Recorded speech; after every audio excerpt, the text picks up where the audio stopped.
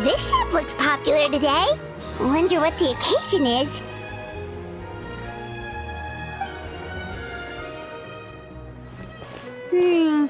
Butterfly Dew Cosmetics now on sale.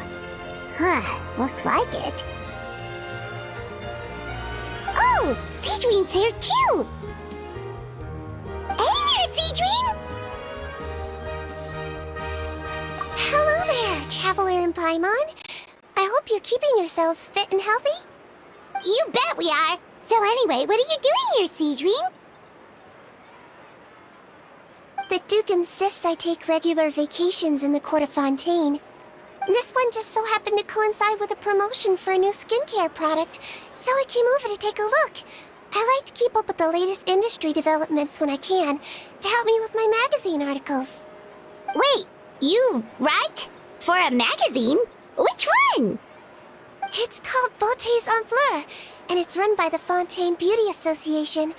I've done lots of articles about skincare for them, using the pen name Maritime Flower. Oh, wow! You're a Maritime Flower? If Paimon's not mistaken, you're one of the leading figures in the Fontaine Beauty Association! What's so weird about that? Everyone loves beauty! I really like this role. The staff at cosmetics shops are always so polite. And as long as I wear a big smile on my face, I always get the best customer service. Well, they sure don't want to make an enemy of the Maritime Flower. Obviously, it's because of Sigewinne's love for beauty. Still a leader of the Beauty Association? That's incredible. The truth is, I study this field because I cherish my own appearance. It has nothing to do with being beautiful or not. Oh, the words of a master beautician defy comprehension! Oh, wait, you're saying that natural beauty is the highest form of beauty, right? Not really. Actually, Melusine aesthetics are very different from human ones. We don't view humans based on their appearance. If I had to describe our approach, I'd say it's based on cuteness. Oh, really? Yep. Still, I really value my current appearance, and in the process of taking care of it, I've ended up learning quite a lot about skincare and stuff.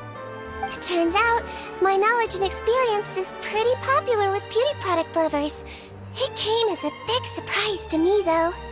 Oh, Paimon gets it now. But speaking of your appearance, how come you look human anyway?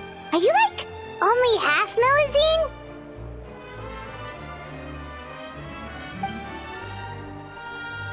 Ooh, wait, sorry. That was probably really offensive, wasn't it? No, I don't mind. I'm not mixed, though. I made a decision to turn myself into this form a very long time ago. If you're interested, I could tell you the story.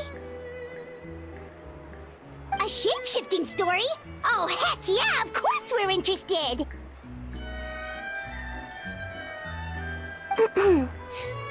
Once upon a time...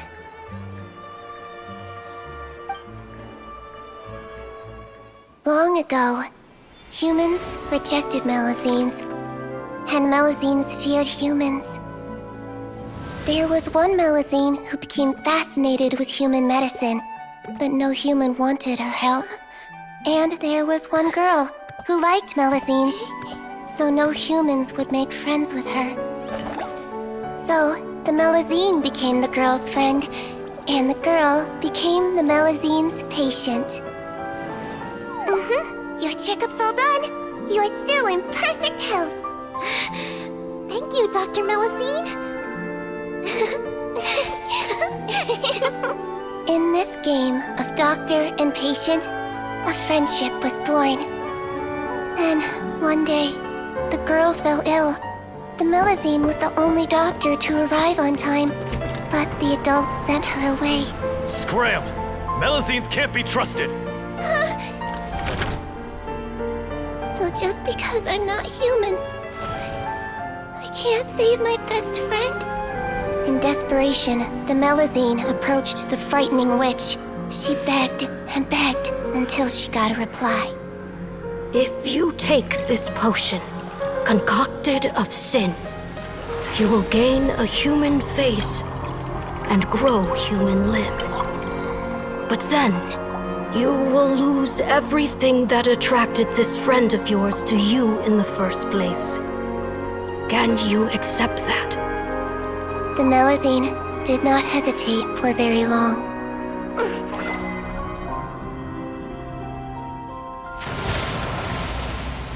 On a rainy night, a little doctor knocked on the girl's door. The doctor wore a hood and raincoat, maybe to protect her from the rain, but maybe also to hide a secret. The little doctor held the girl's hand and treated her illness, just as she had so many times before.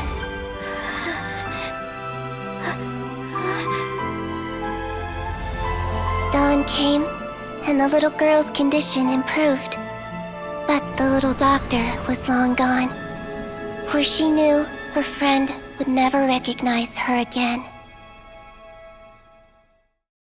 And so, since then, I've lived my life in human form. Most people who know me just think I was born this way. Ooh.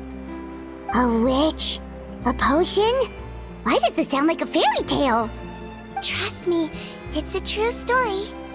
Must be the way you told it then. It just sounds so...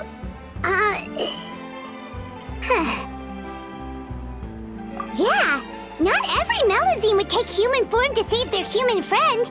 That must have been a huge decision. Treating patients is a doctor's duty.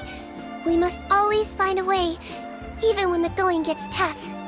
Ugh.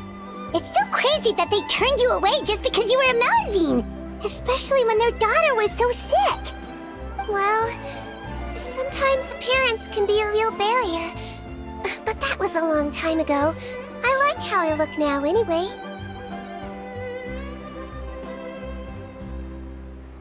Paimon too! You're super cute this way.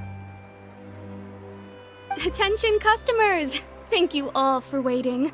Now, on behalf of our skincare partner, I'm delighted to announce that our exciting new product is now officially on sale. Well, there we go. Let's have a look, shall we? Paimon, if you want to buy any skincare products, I'll be happy to give you some suggestions. Really? Personal advice right from a leader of the Fontaine Beauty Association? What an honor! Allow me to introduce our newest skin lotion, Butterfly Dew.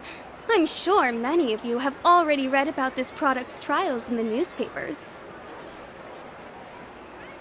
To say that it improves skin quality is an understatement. This product gets its name from the way it transforms your skin and makes it glow anew, like a butterfly emerging from its chrysalis and spreading its wings for the first time. We are thrilled to have the inventor of this fantastic product with us here today.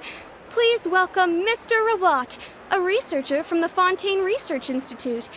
Now, without further ado, I'll hand over to Mr. Rawat to tell you all about what Butterfly Dew can do for you. Thank you. Hello, everyone. I'm Rawat, and I developed Butterfly Dew. Wow, what a looker. He's a researcher? Wow, he's really challenging the stereotype. It seems that everyone is surprised by my entrance.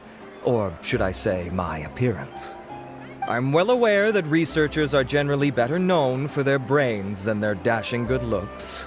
In that regard, I do believe I break the mold somewhat. Of course, appearance is a skin-deep way of defining a person. And yet one's appearance can be a very real set of shackles, holding a person back in their life. It can rob a young person of their self-confidence when applying for a job, dissuade a young lady from approaching the one she loves. Our actions are at the mercy of our appearance, and we slowly become the very person that the outside world sees us as. But what if I told you that those shackles can be broken? If our appearance prevents us from changing, then let us first change our appearance itself. Wash away moles, birthmarks, and wrinkles, and they can no longer rob us of our confidence. Replace them with luster and radiance, and we shall never again hang our heads in shame. That is why Butterfly Dew exists. Its mission is to allow us to shed our pupae, undergo a complete metamorphosis, and embrace a new life. Well, whether it actually works or not, after that speech, Paimon's already sold! Mr. Rawat, could I ask if you've used this product yourself? Of course, I tried it many times while I was testing it. You can consider me a product ambassador. Wow, then it's sure to work! Still, I don't expect to convince you just by blowing my own trumpet. So, could I get a volunteer from the audience to try it out? Oh, Paimon volunteers!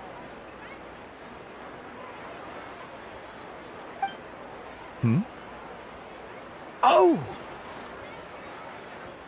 Ah, what an honor! It appears we have a giant of the Fontaine Beauty Association here with us. In that case, Miss Sigewinne, could we seek your most expert opinion on this product? Sure. Whoa, is that romaritime flower? They say she's the pickiest user of skincare products in all of Fontaine. Here you go.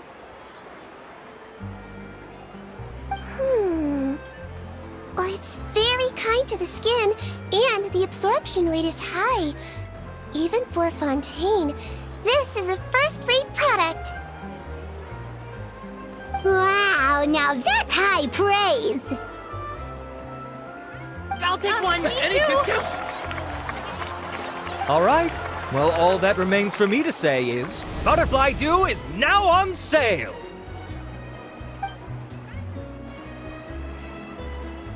Think we should buy a bottle too? Aww, really? Well, it's still good to care for your skin though, right? Paimon definitely feels kinda rough from being exposed to the elements all the time. And if you're worried about whether it's the right product for you, well, luckily for us, Sigewinne's here, so we can get an expert consultation.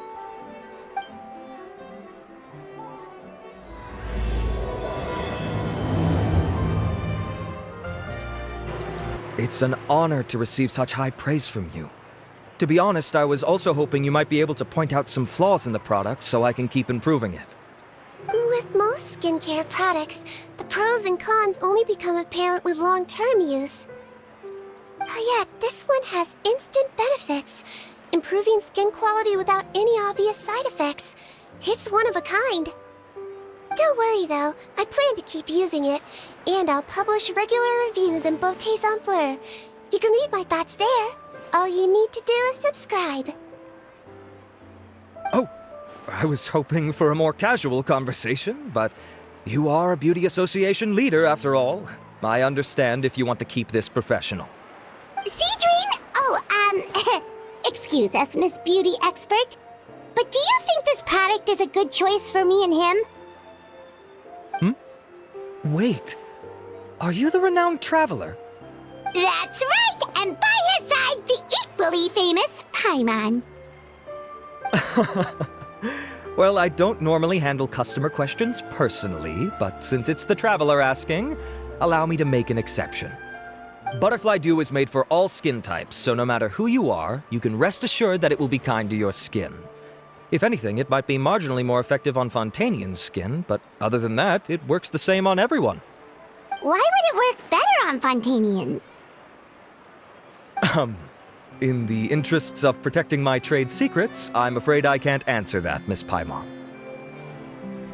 Alright then. How about a friend discount? Save yourself the trouble.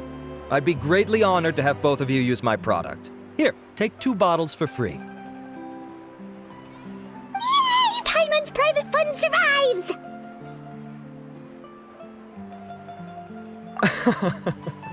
I can see why you might think that, but please don't misunderstand. This gift is simply a token of my esteem. There's no business motivation behind it. To me, finding new customers for Butterfly Dew is about meeting kindred spirits, fellow admirers of physical beauty. I consider it a labor of love.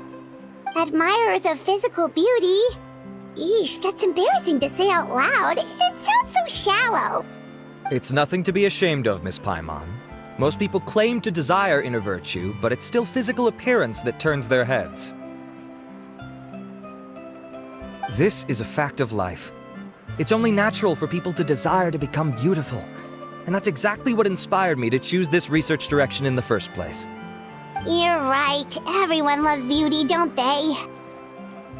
Look at the time. My apologies, but I have other things to attend to. I'll leave you with these 2 bottles of Butterfly Dew, and I look forward to seeing you again. Paimon, I'd say there's no need for you and the Traveler to use this product for now. Why? Is there a problem with it? The quality is fine. I just think there's room for improvement. I think I could add some ingredients to the mix to make it more effective. Really? Then why didn't you tell Rawat about that? Researchers are a very special breed of human. You can point out their flaws to their face and they won't mind very much. But if you tell them that someone else could do a better job, now that'll make them really upset. If I'd mentioned it, he probably wouldn't have given you those 2 bottles for free. Fair enough, that makes sense. If you're interested in the more effective version, I can write up a list of ingredients for you. Just come get me once you've gathered them. When you say more effective, you mean it'll make Paimon even prettier? Ooh, how can we say no? As for me, it's probably time I got back to the Fortress of Meripede. I mustn't leave the infirmary unattended for too long. Alright, see you there then! Hey! A minute to memory!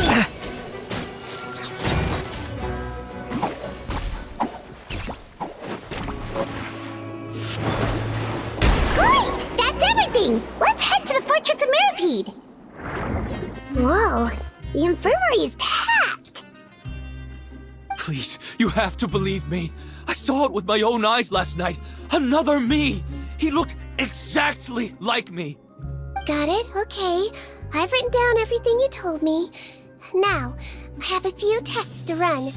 Take a deep breath, and don't worry, it's nothing to be nervous about. First, which finger am I holding up? Your index finger, but I'm telling you, my mental state is fine. I'm not crazy. Very good. Now, on to the next. Hey there! Your Grace, it's been a while, huh? It's you two. Indeed it has. I would offer you some tea, but I'm afraid the timing is unfortunate. Duty calls. No worries. Actually, we were looking for Sigewinne. Do you, know what all of this is about? This inmate came running to the guards in a panic, claiming to have seen his exact doppelganger. A doppelganger? Doesn't that just mean someone else kinda looks like him? And that's what I thought when the report first reached my desk. But we've inspected our records. No one even vaguely resembles him. Considering how certain he is of what he saw, I can only surmise that he's having some mental issues. So I brought him for a medical evaluation. All right, very good. Take a sip of water and rest for a bit. Evaluation complete. I couldn't find any symptoms pointing to a physical condition. I see. So do you still believe there's more likely to be an issue with his mind than his body? I have to assume so for now. Psychological issues are more difficult to detect. At this stage, we can at least confirm that he is in command of his cognitive faculties. The rumor mill will go crazy if word of this gets out. Guards, take him to the ward for a period of observation. The Marechaussee Phantom has requested my cooperation on a case, otherwise I'd deal with this myself. Sorry for the trouble, head nurse, but I'll have to leave this to you. No problem, Your Grace. I'll add him to my observation list. By the way, we have a couple of guests here who've made the trip just to see you. I imagine it must be important. You probably won't need to add them to your observation list, though. Oh, Traveler! Paimon, it's you! Hey there, Sigewinne! It's actually not that important, but... I'll be in my office if you desperately need me. Goodbye for now. Okay, bye-bye!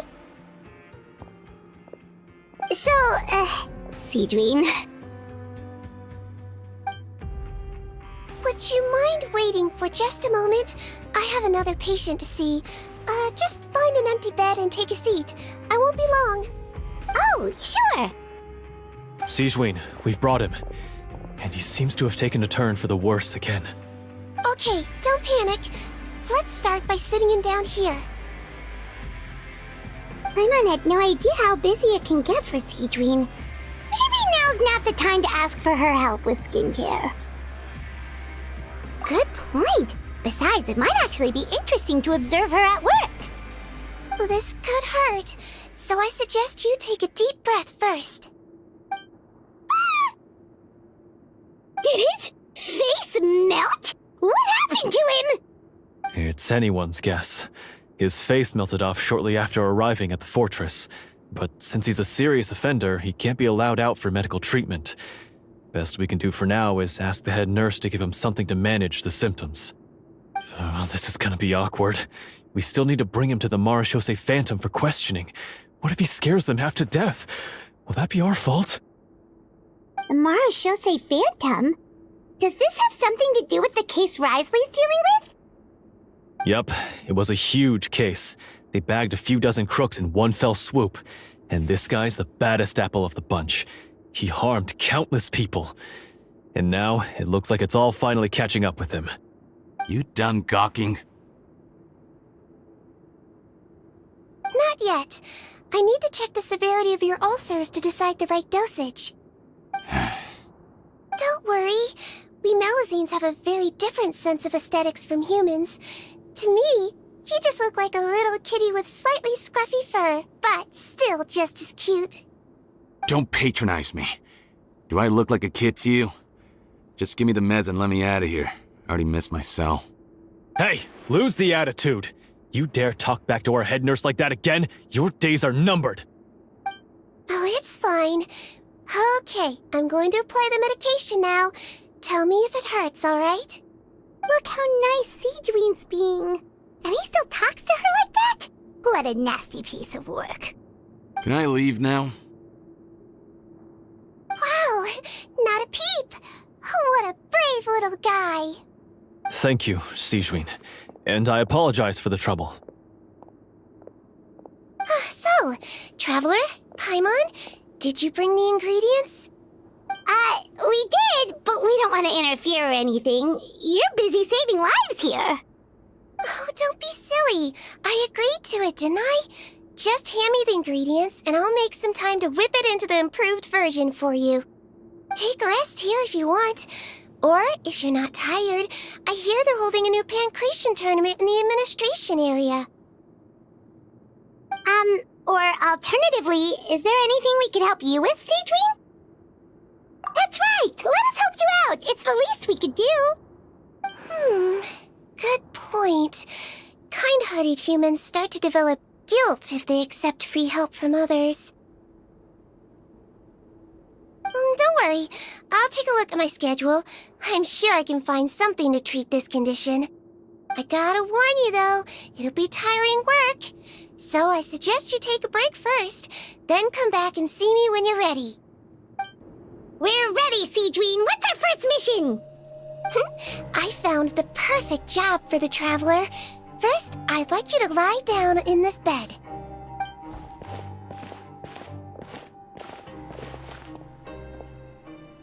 What for? I need you to pretend to be sick. What? Oh, is it that difficult? I thought you did a pretty good job last time. Oh, so you knew. I sure did. He was way more interesting than the usual malingering inmates, and you played along very well, Paimon. I observed you two for quite a while after that. Well, this is awkward. But why do you need us to do it again now? No time to explain. My next patient will be here any second. Oh, please, just do as I say. You can, pretend like you've got a nasty headache. And throw in some dry heaving for good measure. Okay.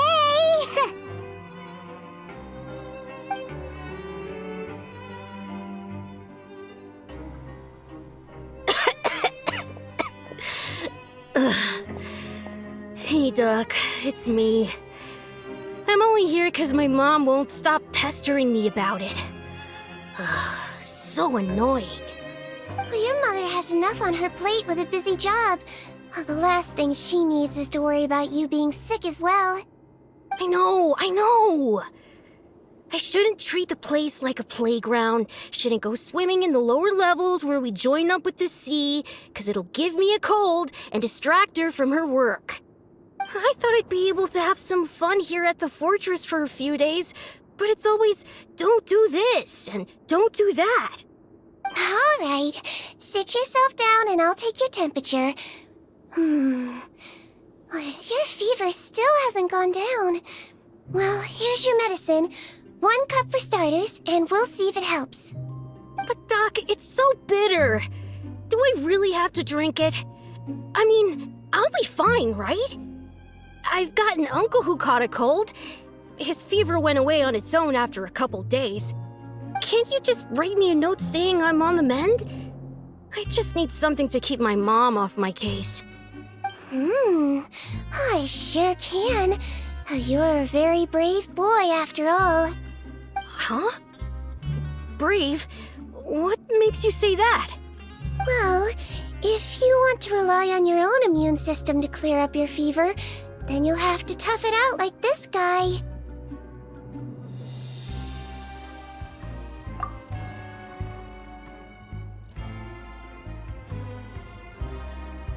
Hang in there, traveler. Are you gonna puke? Paimon can get you a paper bag. Huh? As long as you're tough enough to get through the nausea and dizziness caused by the high fever, you'll be right as rain after just a few days' rest. And if I'm not tough enough? Hey! Wake up! Wake up! Put it this way. At least you'll never have to see the doctor again, right? I think maybe I'll take that medicine after all, if that's okay. Oh, of course. Here, it's still warm. It's so bitter. All done. Great job, you two. That kid really doesn't know what's good for him. His mother's a guard here. She's been working back-to-back shifts lately, but unfortunately his father's away on a business trip right now. She had no choice but to bring her son here for the time being. He was quite happy at first. He seemed to think that the Fortress of Meripede would be all fun and games. So you made us put on that act just to scare a kid into taking his medicine? That's a pretty sneaky trick. Seems like there's a whole side to Sigewinne we never knew about. It's a technique I learned from my teacher. Oh, you had a teacher? Was she a Melusine doctor too? She was human. She passed away a long time ago. Oh, sorry. No, it's fine. I really liked my teacher, so it's always nice when I get to talk about her with other people. She was a traveling doctor, and since she didn't have a clinic, she'd go out and visit her patients wherever they were.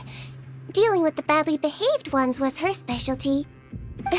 She used to say, if you can scare the little brats into taking their medicine, you won't have to hear them wailing and screeching when their condition gets worse.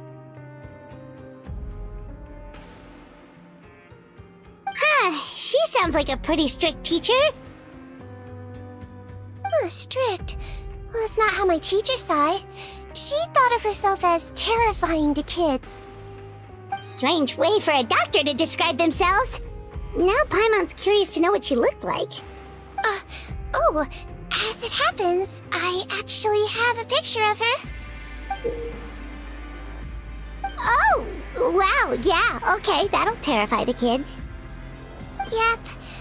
All the children she treated thought she was a witch. Why does it almost sound like you're envious of her? Oh, because I am. If she was here, all the children would take their medicine without any need for tricks. A doctor who looks like a witch. True, they wouldn't dare try anything funny with her around. Oh, me, on the other hand, it's hopeless. Children aren't afraid of me at all. That's actually a good thing, you know? Oh, my next patient should be arriving now. Would you mind lending me a hand again? Sure thing! On to the next mission!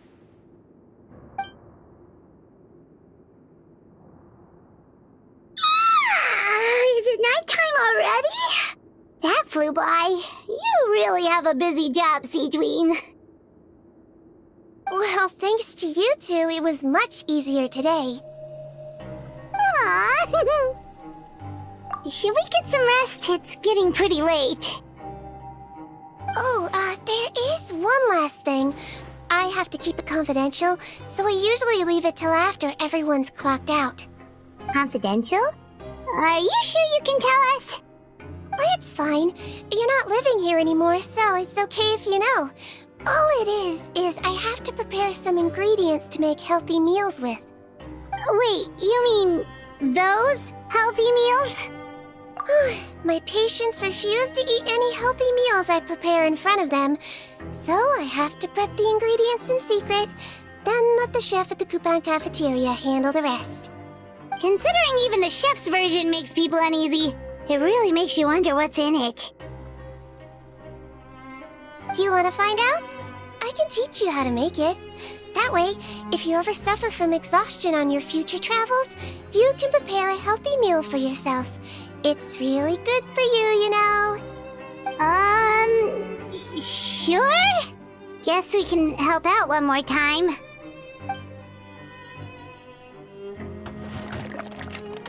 The ingredients are ready. Now, put them on the table and add them in the order I tell you. First, we add this special slime condensate, stir it thoroughly, then pour it in. See that? It adds elasticity. It looks just like tasty jelly, doesn't it? Yeah, it really does. Until you remember it's slime condensate. Next up, xenochromatic crystals. You want to crush them up into a fine powder, like powdered sugar. Wait, are those from Fontimer Aberrants? Are you sure they're edible? Finally, we'll need some high-protein meat. Frogs are an excellent choice. You just need to clean their innards, and then you're left with some lovely, tender meat. Oh! Frogs. And we're done. All that's left now is to pack them into lunch boxes and hand them to Walsey. Yesterday in the production zone, I noticed an inmate who's been working for 2 days straight. That means it's a healthy meal for him tomorrow. Sigewinne really does have the inmate's best interests at heart. Ah, head nurse. Got some extras for me? Just the one today. The serial number's on the lid. Sounds good. I'll make sure it gets delivered. Sounds like they're talking in code. Thanks for your help.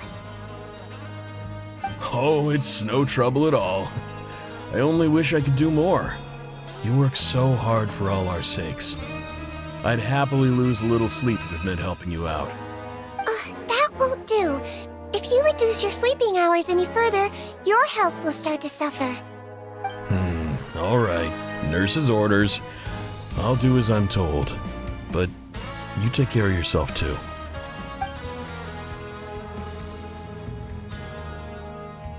Well, I'm done with work for today. Thanks for helping out, you two. Seems like the guards and staff here have a lot of respect for you, Sigewinne. In just one day of helping you with your work, it feels like we've done a lot for the fortress.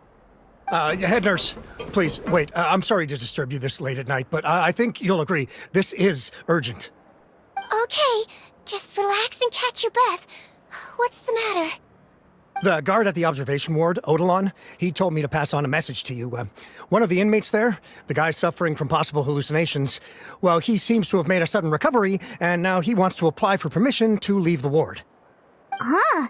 Already? You were right to tell me. I'll have to examine him and make sure he's well before we discharge him. Looks like we've got one job as medical assistants left. We'll come with you.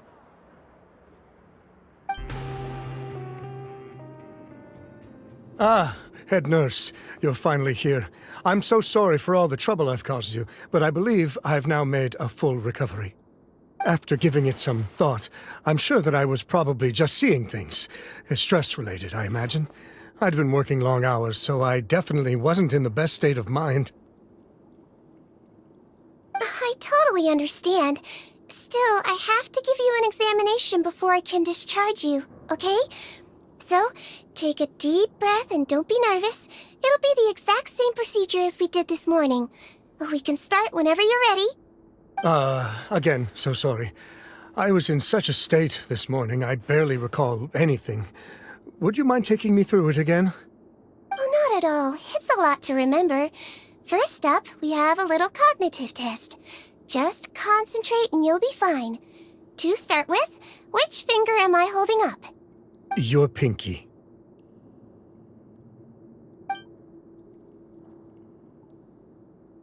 All right, all indicators seem normal.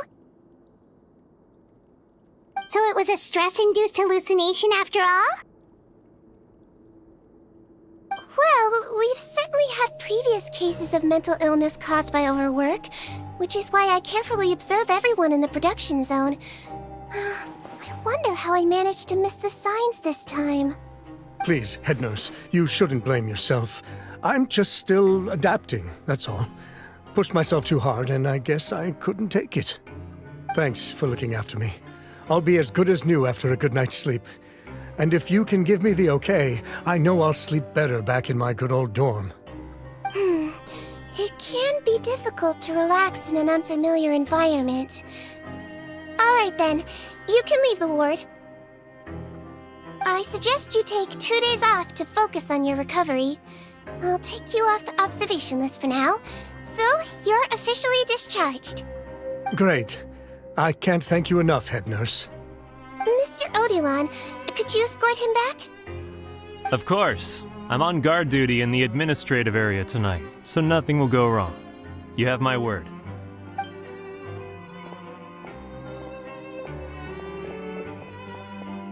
Guess you're finally done for the day now, huh? Yep. But I still haven't gotten around to making that improved lotion for you yet. Oh, no rush! Seriously, it's super late now. You should go get some rest too. Well, tomorrow it is then. Good night, Traveler. Good night, Paimon. Hope you sleep well. Oh, don't you worry! We will! After a productive day of work, we're both gonna sleep like a log. Yeah, sleep tight, Sigewinne. See you tomorrow! Whoa! How is the infirmary even busier than yesterday? Good morning, Traveler and Paimon. I have a few people here for a checkup, so you might need to wait for a while.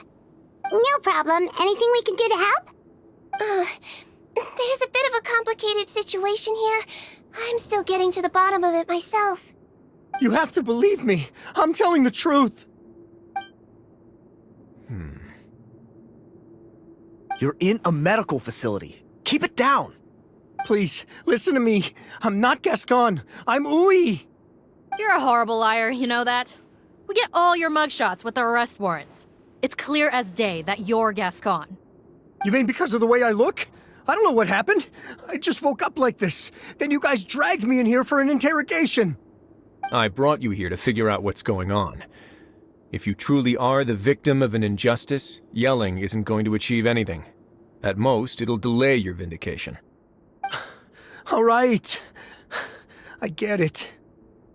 This is nuts. Yesterday's interrogations went fine, and now this. Morning, Your Grace. What's going on? Remember the case I mentioned yesterday? The one brought to me by the Marechaussee Phantom? Well, we've been questioning the inmates involved this morning. Every single one of them is claiming mistaken identity. Huh. That's even weirder than what that guy was saying yesterday.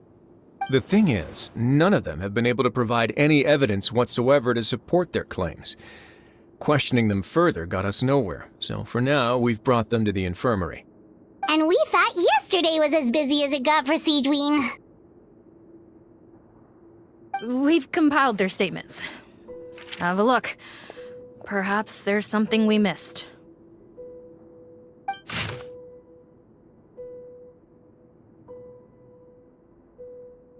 Wait. Release? Interesting. The inmates they spoke of in their statements appear to all be due for release today. I noticed that too. If that's their plan, they're underestimating us a little. Every serious offender claims that there's someone else who just so happens to be due for release today. And they're expecting us to go along with that. All the more reason to be cautious. Lumberzar, check the release list for today and make sure no one gets processed. We're gonna need an excuse, though. Just say we're out of forms, and that we're furiously printing more as we speak. I'm on it. It's conceivable that our group of serious offenders somehow found a way to switch places with inmates who are about to be released, so they can walk out right under our noses. We did consider that possibility. But I mean, just look at them. They match the warrants, period. How could there have been a switch? Only if they're dead ringers for the inmates due for release, I suppose. I gave you that name list yesterday to assist in your investigation. Did that help? Yes, the inmates' mugshots were attached to the list. The first thing I did was check for lookalikes, and I didn't find any. The only other thing that stands out to me is that their voices sound a little different today. But it's not exactly hard to put on a fake voice. Oh, really? What does our head nurse make of all of this? Give me a moment. I think I have a way to confirm whether there's been a switch. I know, it's not time to change your dressing yet, but please bear with me. Huh? Isn't that the guy from yesterday? This should be Honore. He has very severe facial ulcers, which require an operation in the hospital at the Court of Fontaine. I authorized him to leave the fortress for medical treatment under guarded escort. Yes, like I told you. I'm not Potton. I'm Honore. So there has been a swap. Well, I can see what happened in Potton's case, but how do you explain the other inmates? You're not telling me their souls switched bodies, are you? No, I believe it was their faces that got switched. The method is a bit like replacing a tooth. Take the bad tooth out, put a false one in. And actually, I think I can prove it to you. Traveler, Paimon, do you remember Eric from the other day? Yeah, sure do. Then you can be my witnesses. To start with, please fetch the inmate who claims to be Eric.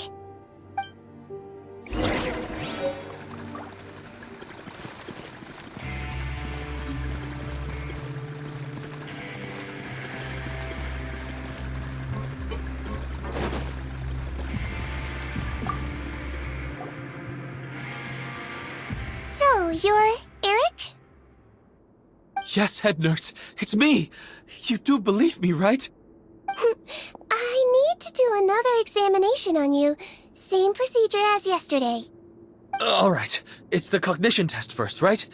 So I need to concentrate. Now, try to recall if you can. The last time we did this test, which finger did I hold up? I believe it was your index finger. But that means... Huh? So basically, last night the Eric who said he saw another him suddenly recovered and applied to leave the observation ward. Sigewinne did another test before letting him leave, but that time she held up her pinky finger. Huh? I don't know about any test last night. There was nothing to do in the observation ward, so I went straight to bed. Then I somehow woke up in a high-security cell. Well, in that case, there is a reasonable explanation for the strange events of the past 2 days. So, what exactly happened? The gang of serious offenders wanted to break out of prison, so they identified a group of scapegoats, namely inmates whose terms were almost up, and planned to switch appearances with them. Last night, when Odilon was on duty, they ambushed him and had one of their group switch appearances with him using their face-swapping method. That allowed them to avoid scrutiny from the other guards. Then, once all the other inmates were asleep, Odilon spent his night shift carrying out the remainder of their switcheroo plan. However, they made one mistake. Henri changed his appearance to match Eric's earlier than he should have done, and ended up being spotted by the real Eric. Real Eric came to the guards for help, but we didn't know then what we know now, so we put it down to hallucination and sent him to the observation ward. However, since one of the gang members was posing as a guard, they simply changed real Eric's appearance and had their Eric take his place, muddying the waters even further. Right, because I put Eric on the observation list by then, and no inmates on that list can be processed for departure until I've discharged them. Hence why the imposters had to pull that little stunt to get fake Eric off the list. Yeah, it all makes sense now! The Duke cracked the case!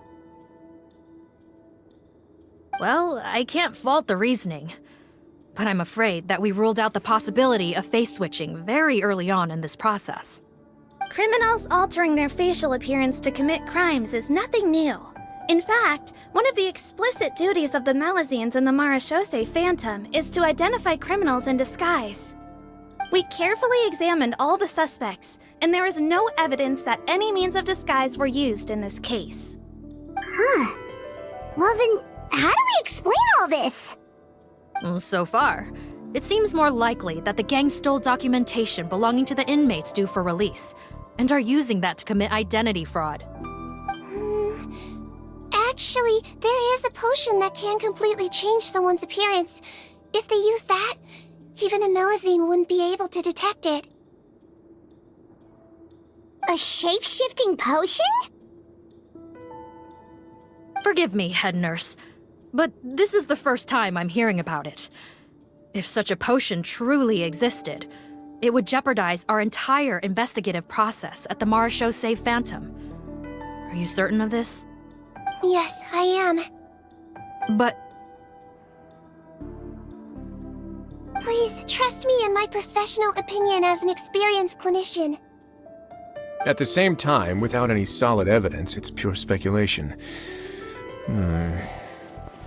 If we can round up all the inmates suspected of switching places, then have a little talk with both sides, we might just get our answer. Yep, let's do that. Okay. Well, it was our negligence that meant we had to come and conduct these post-internment interrogations. And I know it's put you out. We'll do it your way. Your Grace, bad news. I paused the releases like you asked, but we were too late. A bunch of people already got processed 2 hours ago. I checked the list, and sure enough, it's all the people who gave statements. 2 hours ago? That's before today's interrogations began. They had this all planned out. So there really was a switch after all. They really pulled the wool over our eyes on this one. We should be able to catch up with them if we leave now, right? Not if that potion is real. They can just switch faces again after leaving the fortress. And if the Marechaussee's Melazines can't even spot them, we wouldn't know where to start searching. Yikes! So we're at a complete dead end!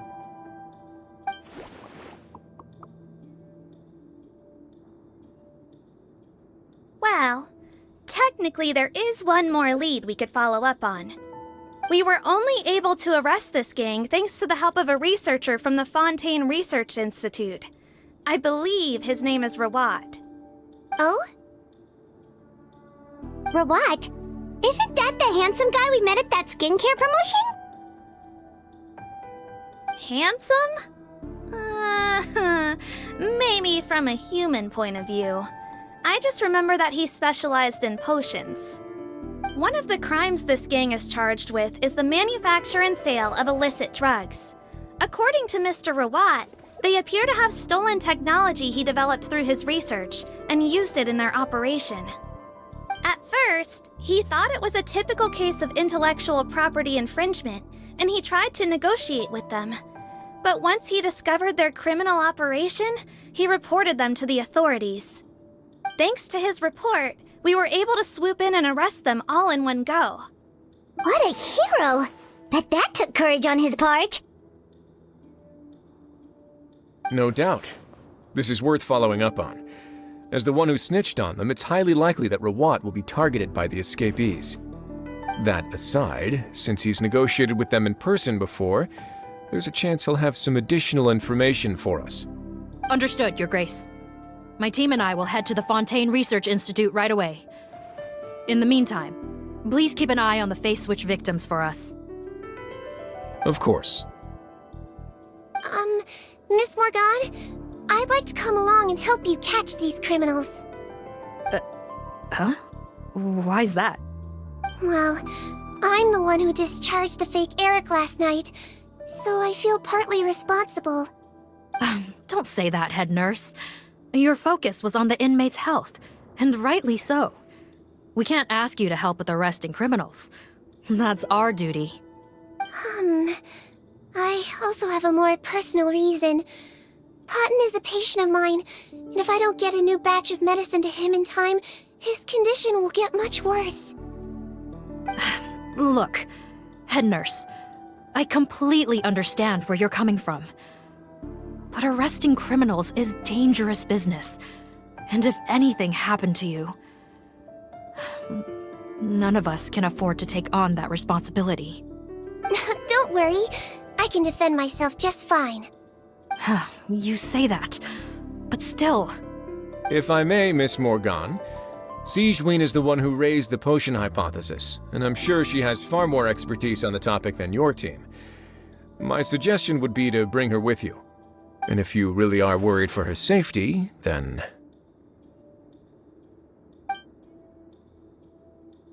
Ah, there you go, right on cue. Knew I could count on you. Okay. Well, since this plan has the Duke's blessing, far be it from me to refuse. We should head off immediately. Time is of the essence. Greetings. Sorry to impose, but I'm afraid we're here on urgent business, and we're gonna need you to cooperate. The Marsh is a phantom. Let me guess, you're investigating some more illegal research? Not this time, no. We're looking for a researcher. Do you know where we might find Mr. Rawat? Rawat. Oh yeah, Mr. Handsome, right? He actually doesn't work on site here very often. There's a handful of researchers in the nearby area who know him pretty well, though. You can see what they know. Just a handful? Paimon figured he'd be the most popular guy around. Well, I guess you could say he's popular, at least on a superficial level. He's blessed with good looks, so he tends to make a good first impression on people. But in all his time here at the Fontaine Research Institute, I don't think he's ever had a single deep conversation about his research with his peers. That's no way to make real friends around here.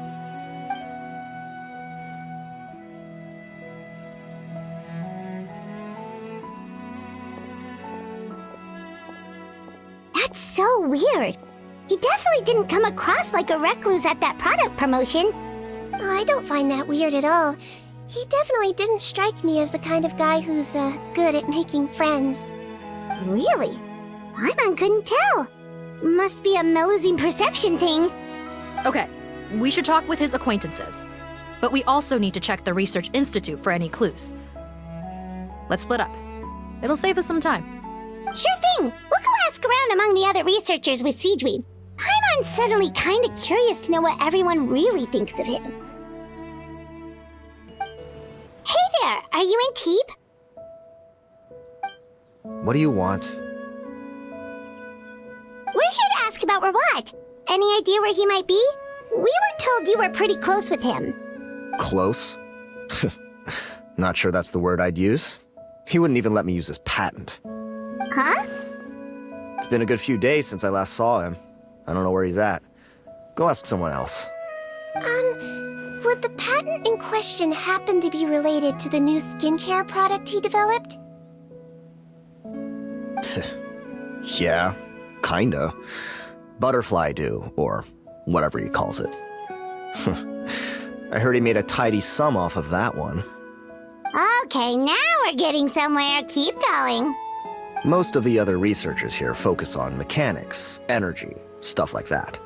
I get why he wouldn't be interested in having anything to do with them. But I'm studying coatings. There's a huge overlap in our areas of research. Why would he refuse to work with me? I bought his product once and noticed it contains a unique substance that might have applications in coatings too. If it worked out, I could probably make as much as he's making. Don't get me wrong, I had no intention of plagiarizing his work. I was hoping to get official permission to use his findings in my own research. Followed the proper procedure. It was all above board. I would have had to pay him a license fee and everything. But despite that, he turned me down not once, not twice, but 3 times. It's like he's vehemently opposed to the idea of anyone else making the kind of money he does. Huh, so is Rawat antisocial, or is this guy just jealous?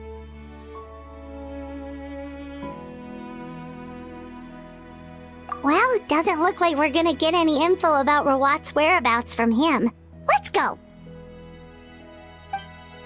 Wait, 1 second. Mr. Antibes, next time you go shopping, you should buy some Buell fruits. Peel the skin, steep in water, then drink. It'll help calm your mood. Huh? Yeah. Thanks. Excuse us, are you Audrey?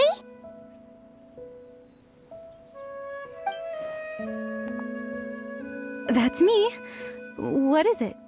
Are you close friends with Rawat? We're trying to find out where he is. Close friends? You mean because I told him I had feelings for him once? I doubt I'm the first or last at the Institute to make that mistake. Why would you single me out as a close friend? I should have known, really. Men like him, they just enjoy being surrounded by fawning women. They're not interested in a serious relationship. Okay. We were just kind of wondering if you might know where we can find him. Why would I know where he's at? I barely know him, and he probably doesn't even remember me. Ugh, this is getting annoying. Shall we go ask someone else?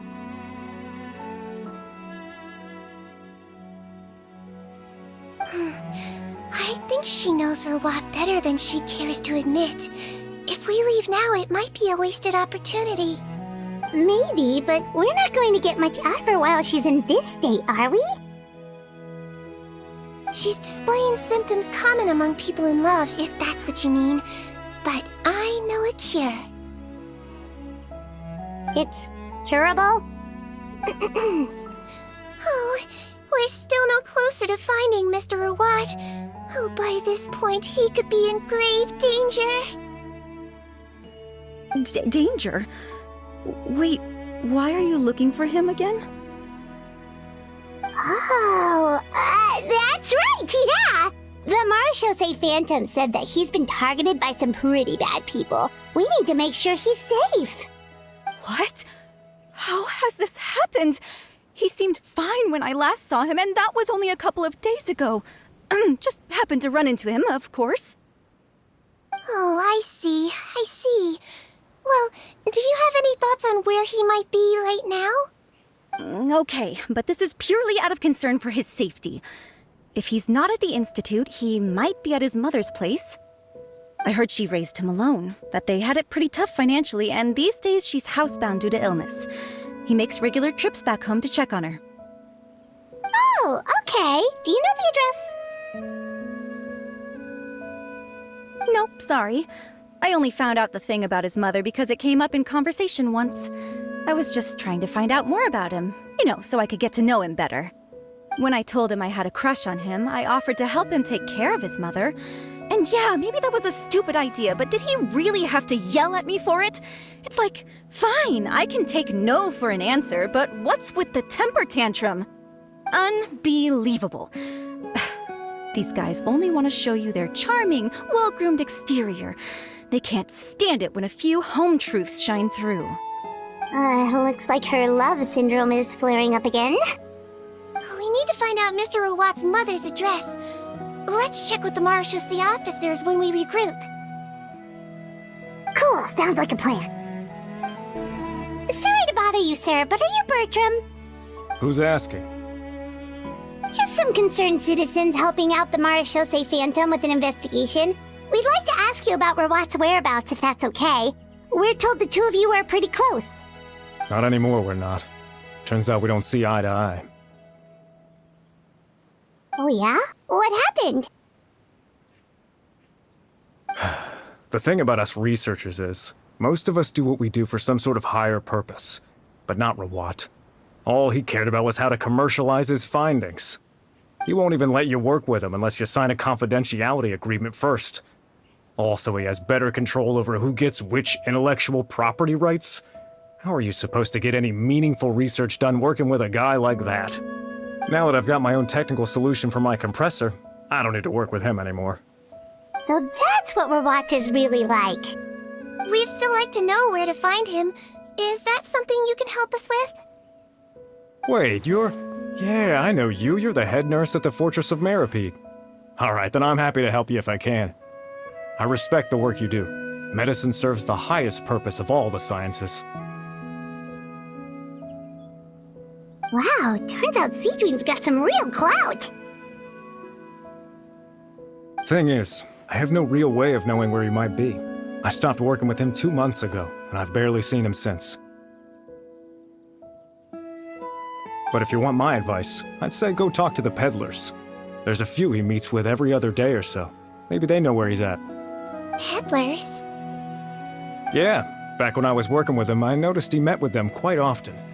Wouldn't surprise me if they were involved in some shady business together, because it seemed like they went out of their way to avoid discussing anything in my presence. The little I overheard was about manufacturing and selling pharmaceutical drugs. Like I said, he's all about the money. Drugs? Doesn't he work with skincare products? Do those count as drugs? Who knows? I never cared to find out.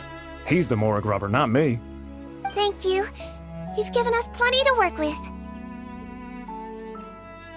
Welcome. Goodbye, and may we both reach new heights in our scientific endeavors.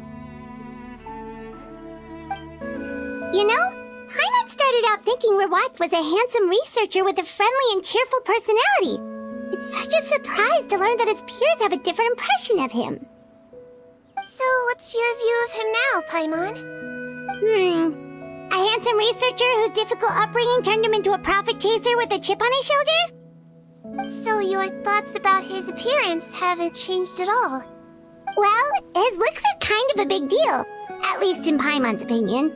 How did such a handsome guy end up being so antisocial? Even with his difficult family background, it just doesn't make any sense.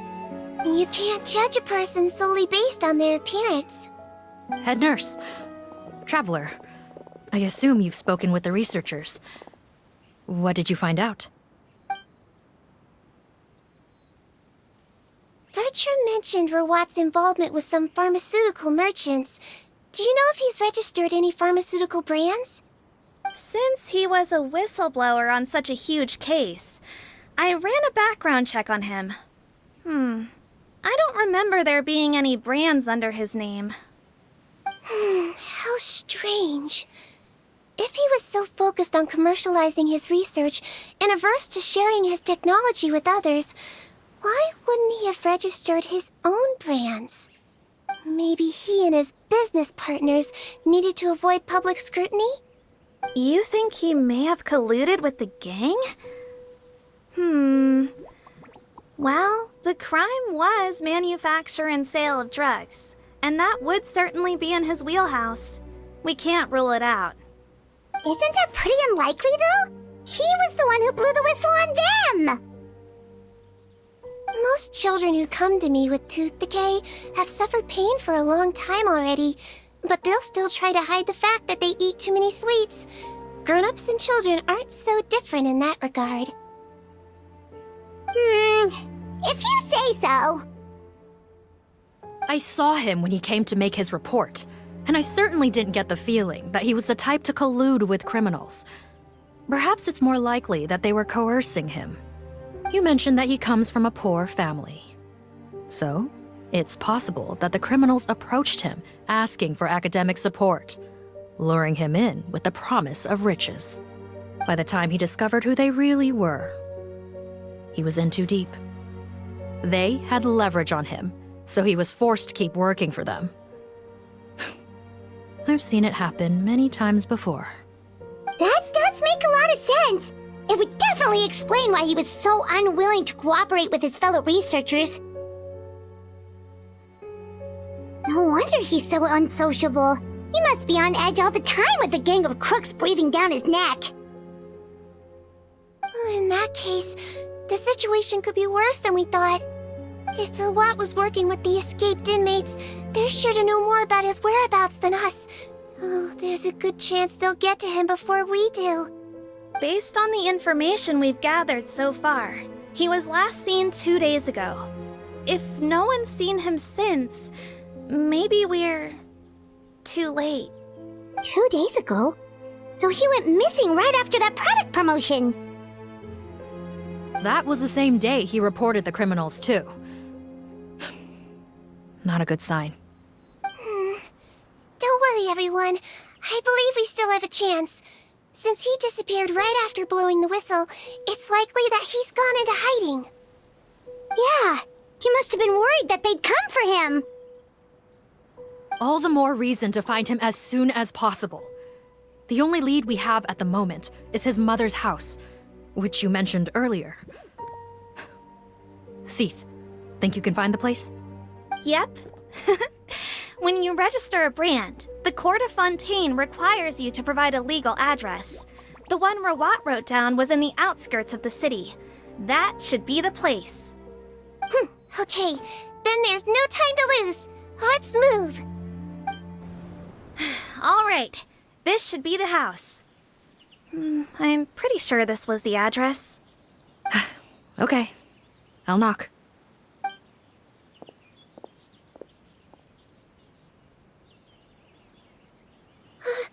Sounds like whoever's inside has restricted mobility. Oh, it seems serious. What's the fastest way to get this door open? Break the door down? No, I'll handle it. Let the expert deal with it. There'll be a mountain of paperwork if we damage a citizen's property.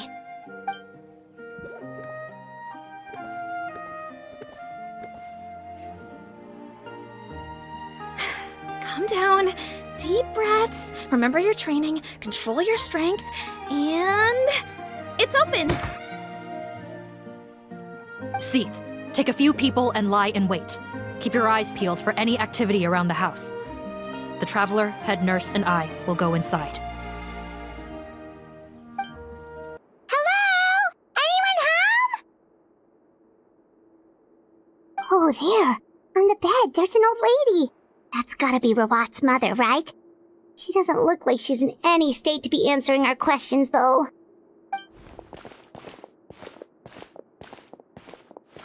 We could try, but she is very ill. We mustn't force it. Well, doesn't look like Rawat's here. She's the only one we can talk to. Yep. Allow me. Hello, ma'am. Might I ask if you're Rawat's mother? We are trying to locate him.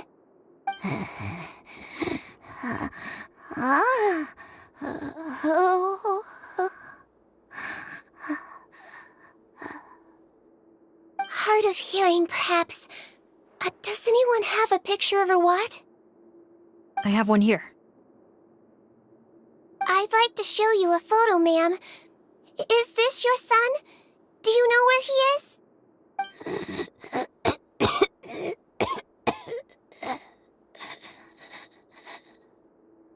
Looks like this isn't gonna work after all. Well, looks like we're out of leads. If Rawat's not here, things are looking very bad for him.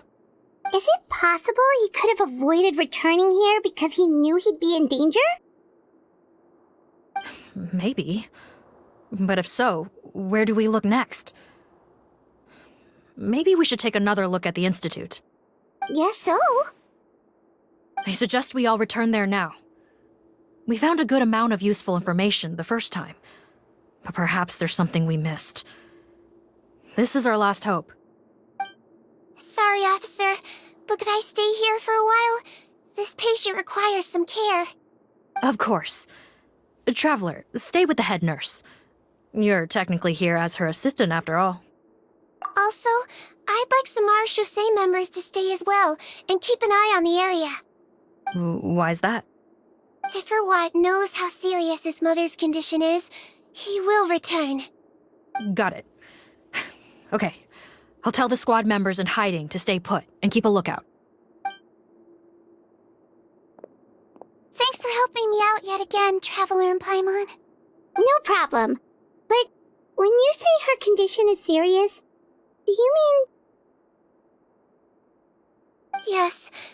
She's barely clinging on to life. Oh. Let me take care of a few things first. Could you pass me the towel over there? Yeah, of course.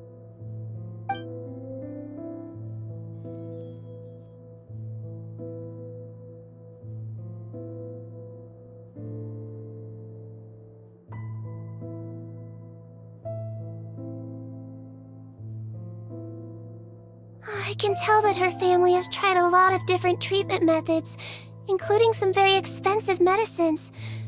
Unfortunately, her condition is so multifaceted that a recovery looks all but impossible. Sigewinne, Paimon bets being a nurse must be pretty tough at times like this. Yes, it makes me a little sad. In a Melizine's eyes, a human's birth, aging, sickness, and death are as much a part of natural law as sunrise and sunset. But human medicine can defy that law to some extent. In that sense, it is a science of miracles. That is why I became fascinated with it in the first place. But it was only after I truly became a doctor that I realized miracles don't always happen. Even the greatest doctors cannot cure all diseases. Sigewinne... Well, don't worry about me, Paimon. A doctor's duty is not to cure all diseases, but to treat whatever ailments they can. At the very least, I can lower her fever. That way she'll suffer less, and she might even be able to see her son. Yeah, all the more reason to find Rawat as soon as possible, even if we don't catch those crooks.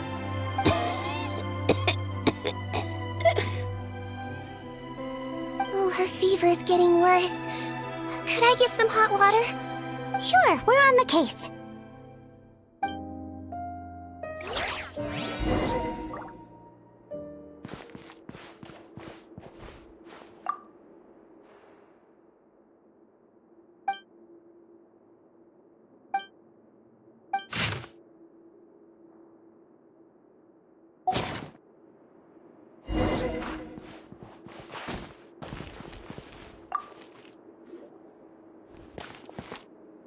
Found the hot water? Sure did. And look what else we found. Judging by this journal, it seems like Rawat has a private lab.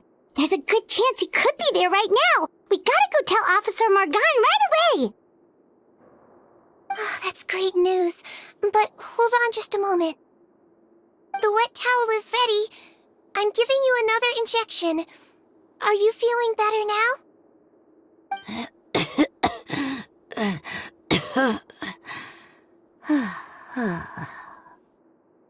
It's all right. We'll go bring him back. Please hang in there. Thank you.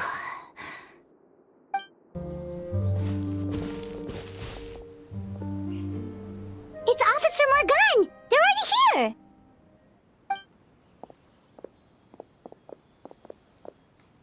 We came as soon as we heard the news. I can't believe we were so careless. The most crucial information of all was hiding right there, in that room. And we missed it. Don't blame yourself. Right now, we need to focus on finding a way in. There's a mechanical door over here. Hopefully the instructions in Rawat's journal will help us open it.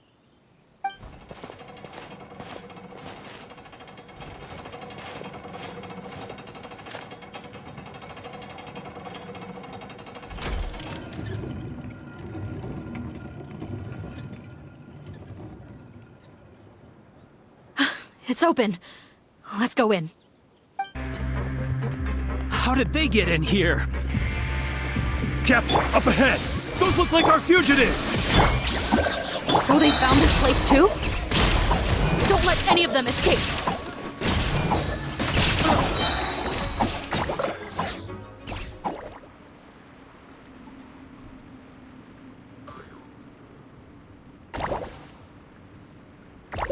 Captain, according to our list, many of the fugitives aren't accounted for.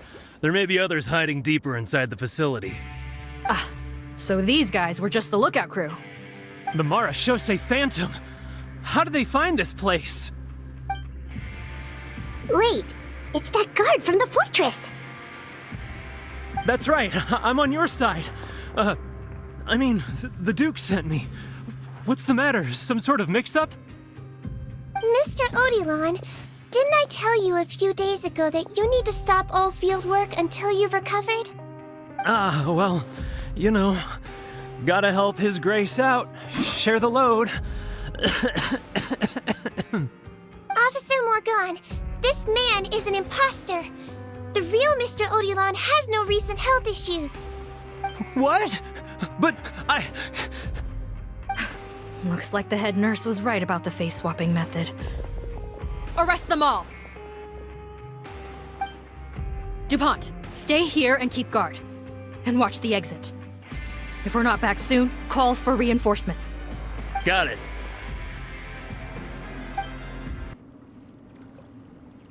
So many jars. Was this some sort of production facility? The scent. It's probably the ingredients used to make butterfly dew.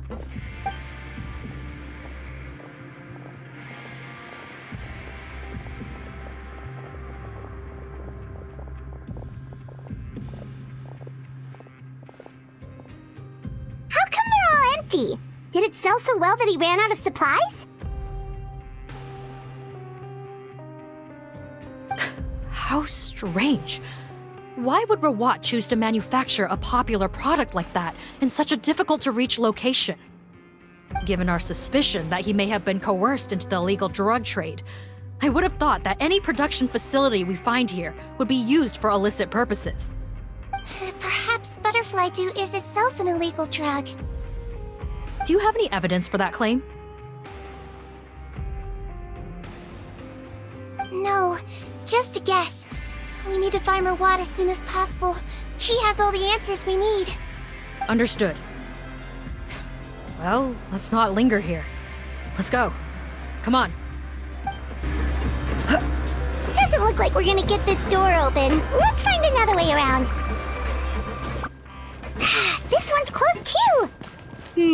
What's with those carts and tracks? Oh, maybe it's one of those doors that opens when it senses cargo passing through. There's a loaded cart right over there. Let's bring it to the door and give it a try.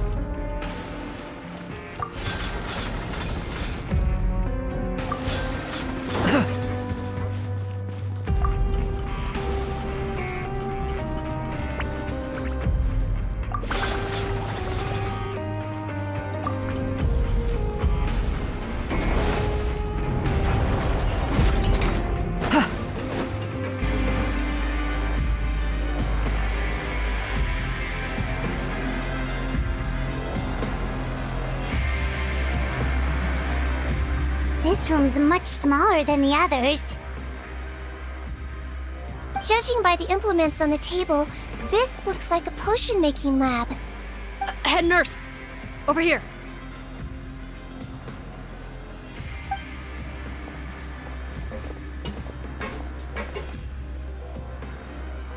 Let's see. Huh? Rawat's clothes? Why would he change here? Perhaps they stripped him down, left the clothes behind, and disposed of him somewhere else? Yikes, Sigewinne, where did that come from? Oh, what a tragic way to go. Especially with such a bright future ahead of him.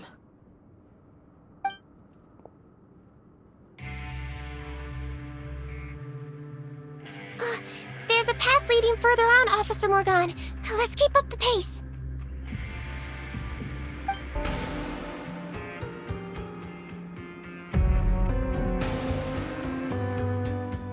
Shh! There's a whole bunch of people in there!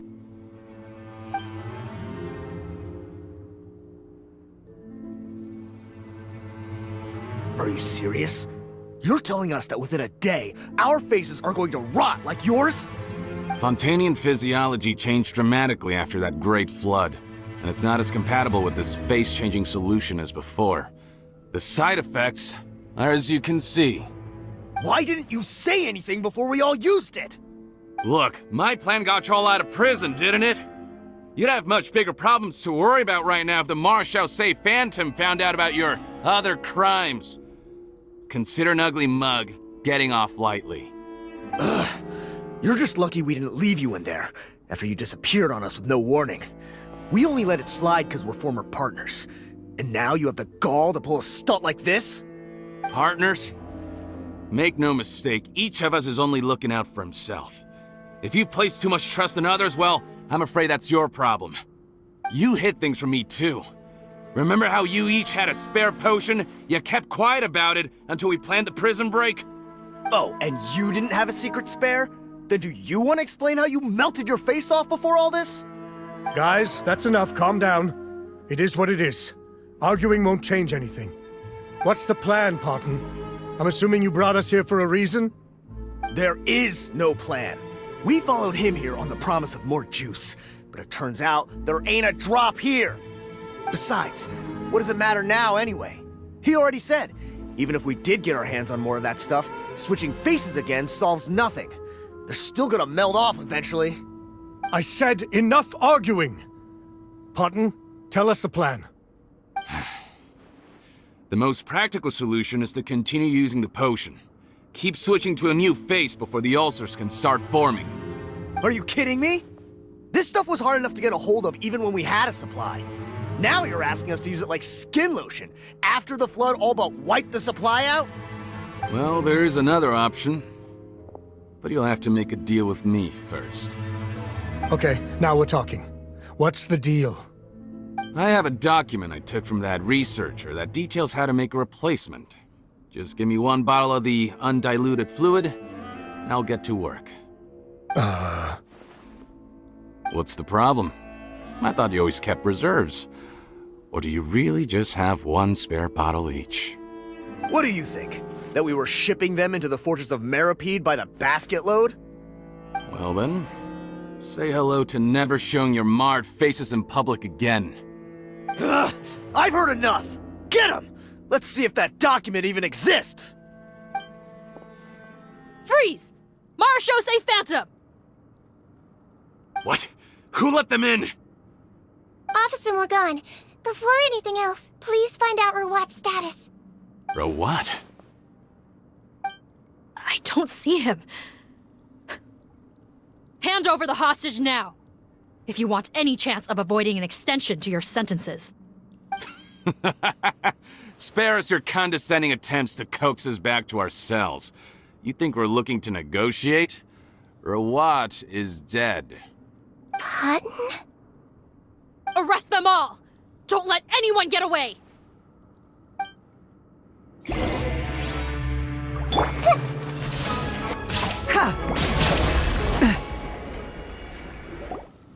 Huh.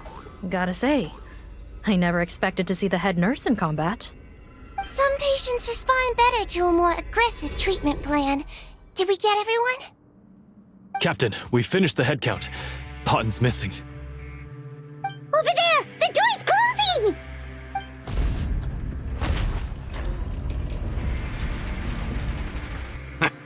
One group trying to arrest me, another trying to hunt me down. Good. I gotta kill two birds with one stone. How did he get up there? There must be a secret passage somewhere. Find it! Don't waste your energy. I already sealed it off. How naive. We have more people outside. If we're not back out by the agreed time, they'll come to our rescue. Well then, you'd better hope they get here in time.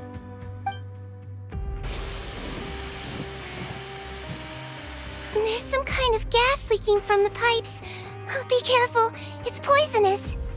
This is our distribution center, where we store the product derived from our source solution. We had to use special fire prevention methods to prevent contamination. The pipe network here was designed to emit a gas for firefighting. One little modification later, and it makes an efficient death trap. Why would you do this? Your partners are here too. Oh, please. If they can't supply what I need, they're of no further use to me. Besides, I can't have them exposing my potential whereabouts. He's a maniac! Come on, we gotta find a way to open that door! Go ahead, struggle in vain. Once the last of you croaks, no one will ever find me again. So long! Are you sure you're ready to leave, Potten? You haven't changed your dressing today. You can't cure my face, just give up. And what if I could? Nice try. You're just trying to stall me. Don't you worry about me. I'll find a way to cure my face once I get out of here. Oh, I doubt it. After all, Fontanians can no longer dissolve in primordial seawater. What the? How did you? The key component of the face-changing potion is the fluid left behind by dissolved Fontanians. It might look like ordinary water, but it has some unique elements in it. Before the flood, all Fontanians were oceanids, physiologically speaking. A potion made from that fluid could dissolve and reconstruct the face of a Fontanian in much the same way as hydroidolins change form. Theoretically, it could give someone any appearance they wished. But since the flood, Fontanians have become true humans. They can no longer provide the source material for this potion, nor reap its benefits. Are you saying this potion is made from Fontanians dissolved with primordial seawater? Then their crimes are far worse than I thought.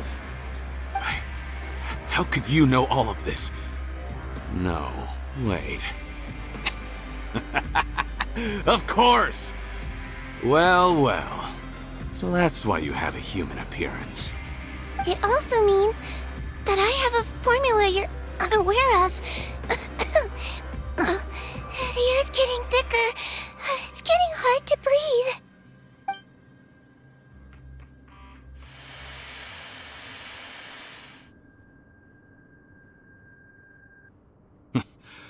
I might get to make a deal today after all.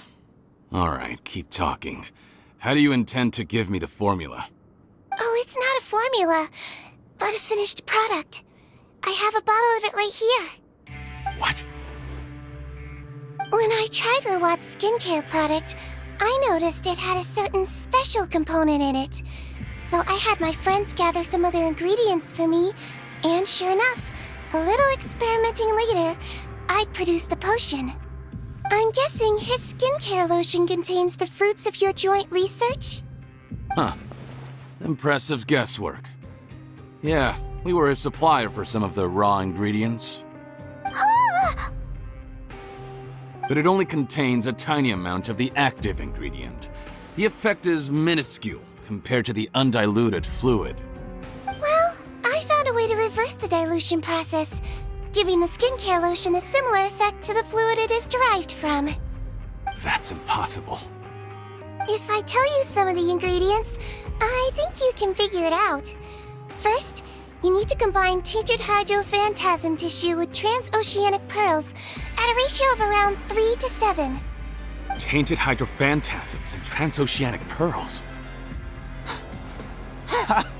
I see. Can't believe I never thought of that. So, can we make a deal? Sounds good to me. There's a delivery pipeline beneath this window. Drop the potion in, and I'll release you all. Nope, not trusting you that easily. You're like those naughty kids who try to hide their illness. Open the sluice gate first, then I'll hand you the potion. Even if you're not bluffing, your potion won't cure my face permanently. You really think you have any leverage here? I'm not closing the valve this time. Clock's ticking. Fine, then I'll just stand here with the potion in my hand. And when I faint from the poison, I'll drop it and it'll be destroyed. No.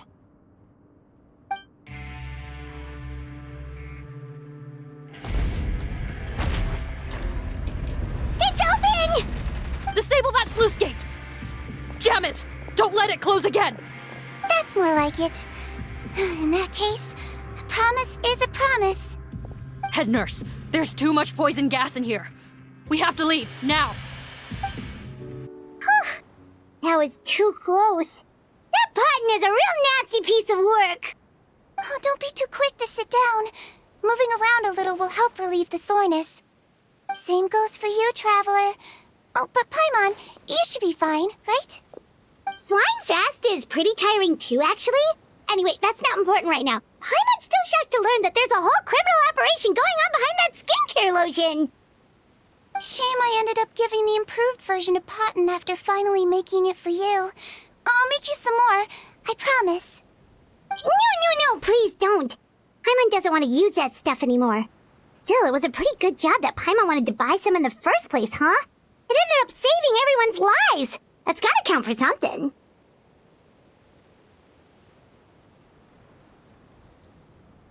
Yeah, Paimon was just kidding. Head nurse, I've done a final head count of our team and the criminals. Everyone's here and doing fine. We're ready to escort the fugitives back to the fortress of Meripede. It's a shame that we didn't find Rawat. At this point, I'm afraid he's probably deceased. What a horrible bunch.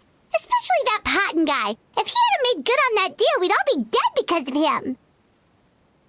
No, we wouldn't. I always keep a whole bunch of antidotes on me for emergencies, and one of them neutralizes that poison gas. We'd have been fine, even if you hadn't opened the gate. What? Then why did you give him the potion?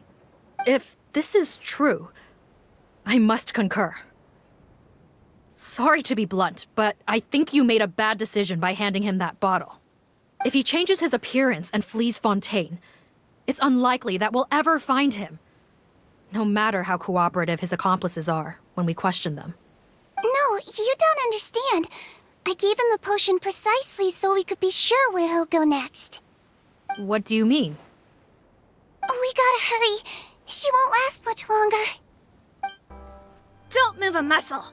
I might be short, but I pack a mean punch. Captain, you're just in time. While I was lying in wait, I spotted this crook snooping around, trying to find a way in. So I detained him. Oh, his face. Are you... Potton? So this is where you were heading, huh? What? This is how Potton looked before his face was marred. His current appearance matches the mugshot on his arrest warrant. I see. Wait, so what's going on? Wasn't the whole point of the potion to disguise himself and escape Fontaine? Why would he change back to his original face and run right into our trap? Enough of this nonsense. Let me in. You better pipe down.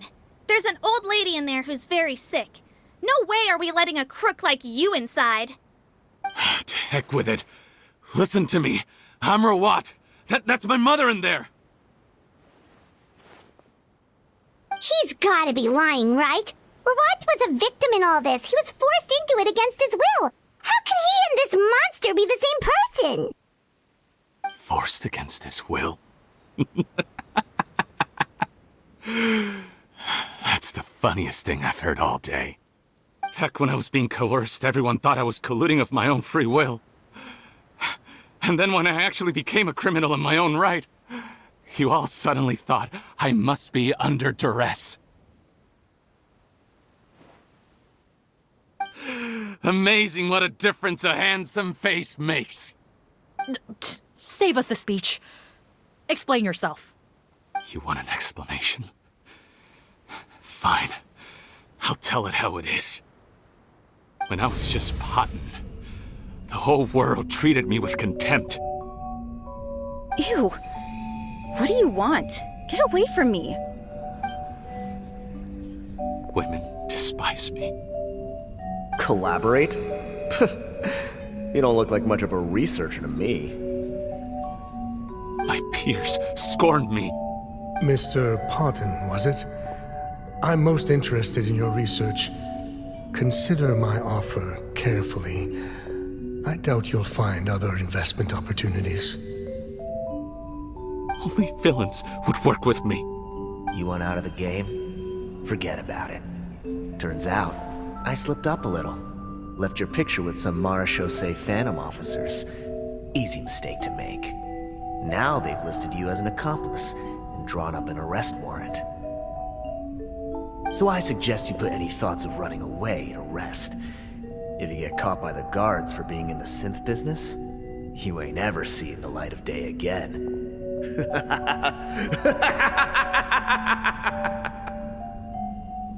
There was no way out for me.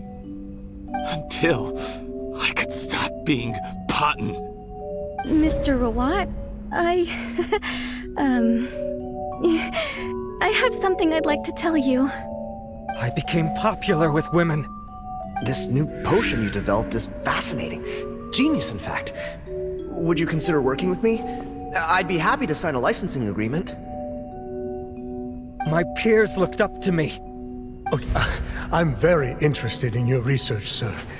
You must no doubt have offers from countless investors, so far be it from me to ask for a full collaboration, per se. I merely wanted to express my interest. No pressure at all, naturally. And the villains even began to fear me. Becoming Rawat showed me what a superficial world we live in. But I did not hold a grudge. After all, this superficiality could be made to work in my favor. Or so I thought. But alas, the world seemed bent on finding a reason to make me despise it. Mother, I'm back. How are you doing? Who are you? I bought the best medicine Mora could buy, but nothing would cure her illness. In the end, I hoped she'd at least be able to see her son one last time before she passed, but when everyone else rejected me, the only person who cared about me was my mother. Then, when I became a rising star in the Fontaine Research Institute, I was unrecognizable to her. I have to let her see me again. Even if it means donning my own wretched, ugly face. Well, is that enough explaining for you? Now do you understand? Let me inside already! Have you ever considered if you'll even be able to look your mother in the eyes after what you've done? You found a way to completely change your identity. You could easily have escaped from them. But no, you chose to keep working with them. Why would I want to give up on such a lucrative business? The profits were dozens of times that of the synth business, and it was all above board.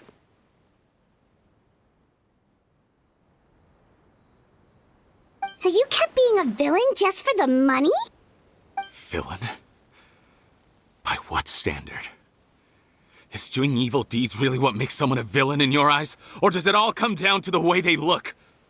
None of you saw a villain when I was wearing my other face, did you? You have no right to judge me!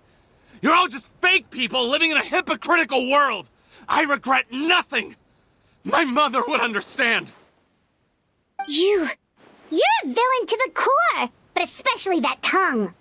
Honestly, I don't see a villain when I look at your current face either. Don't humor me. You don't seem surprised by my confession in the least. How long have you known the truth? I didn't know anything for sure until you chose to take that potion bottle and spare our lives. But if you're asking when I started suspecting you, it was the first time you came to see me at the infirmary. I had to confirm my suspicions. That's why I chose to join this investigation. Are you kidding me? A young, promising researcher and a wretched criminal? What on earth gave you the idea that they could be one and the same person? Well, there were no visual clues. This potion's face-changing effects are very powerful. Even as a Melazine, I couldn't see through the disguise. But I believe I understand humanity a little better than most of my kind. Humans have certain fundamental qualities that do not change with their appearance. Fundamental qualities, huh? So you think you're the one who's seen through me, do you? Most people probably don't know this, but I think I can guess what your deal is. Melazine constitutions are very close to that of water, so it stands to reason that the potion should work on them too. You use it yourself, didn't you? That's why you have a human appearance. Sigewinne? Yes, you're right.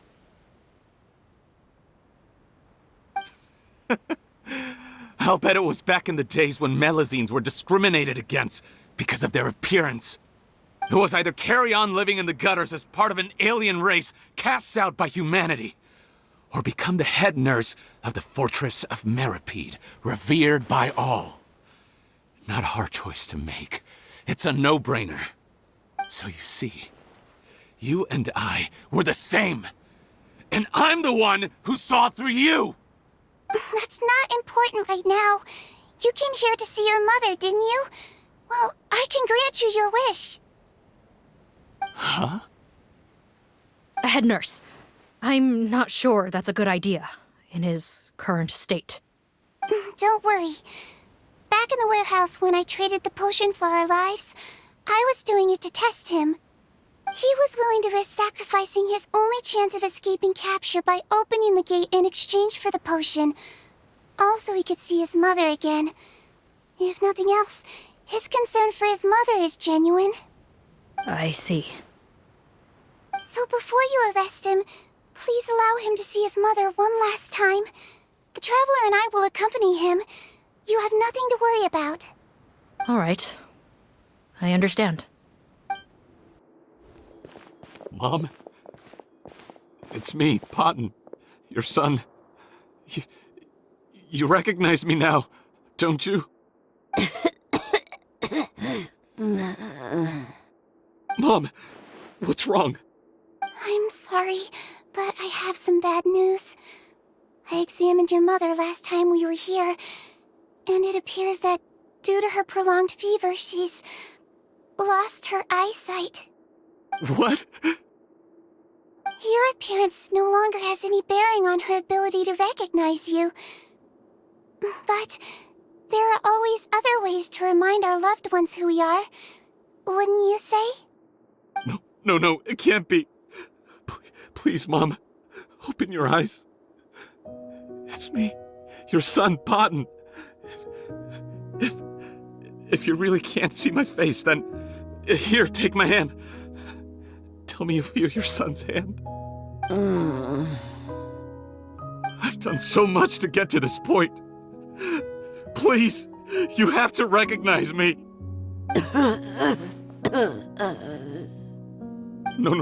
No.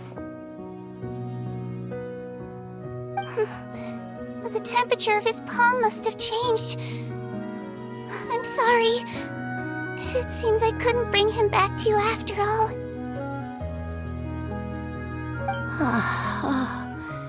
It's you.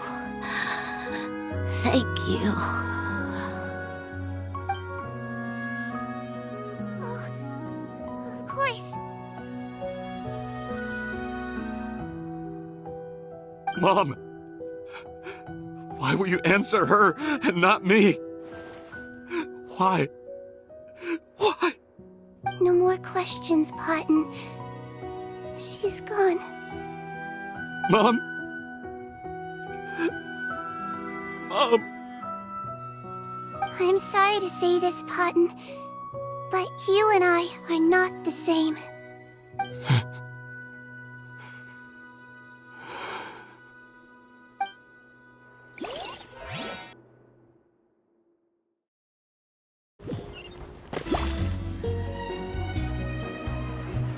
The wait is over, everyone! The sale of our new skincare product, Romaritime Essence, will now begin. Another skincare promotion! And it's selling as fast as last time. Wonder what people would think if they knew what was in the last batch. Oh, Sigewinne's here too! Hey, Sigewinne! Oh, Traveler Paimon, hello! Oh, I hope you two got a good rest yesterday after all your hard work. Of course! Nurse's orders, right? Anyway, are you here to take notes for your next article? Actually, I'm mostly here to help Officer Morgan wrap up yesterday's case. Ah, that reminds Paimon. That stuff sold like crazy, didn't it? Is it gonna cause huge problems? Nope, there's nothing to worry about. Unless modified, Butterfly Dew is an excellent skincare product that's completely safe to use. Besides, officers have already retrieved all Butterfly Dew purchased on the market. Now it's just a matter of disposal. After consulting Monsieur Nervulette, I came up with a way to neutralize any harmful effects, so it'll evaporate naturally without polluting water or soil. Wow, it's Sigewinne to the rescue again! Thank you for serving as our consultant, head nurse. All the butterfly dew we recovered has been disposed of, according to your instructions. Great! Good job, everyone! Also, you mentioned you wanted a copy of Rawat's interrogation records. Well, technically, Potton's records. Anyway, I have them with me. Here. After he saw his mother for the last time, it was like all his mental defenses came crashing down. He put up no resistance during the interrogation, and answered all our questions.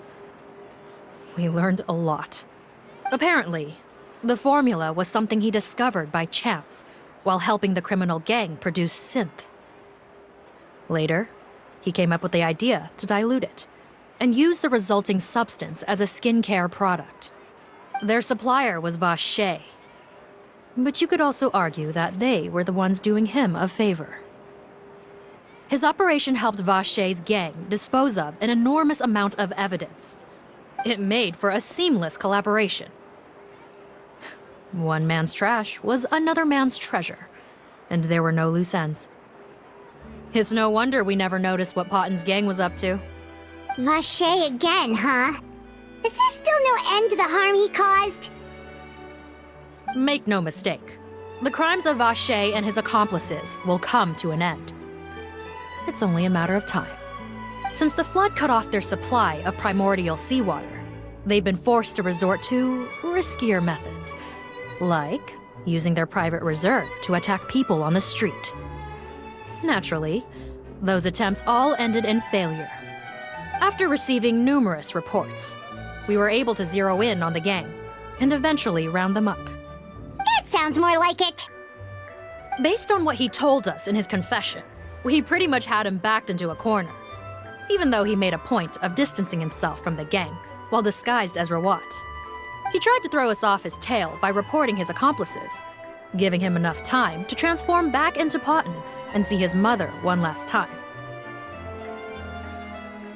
But there was one thing he hadn't anticipated. Even though Potton had been missing for a long time, we were very much still on the lookout for him. So the moment he appeared in public, after changing back to his original appearance, we caught him. So he tried this once before, huh?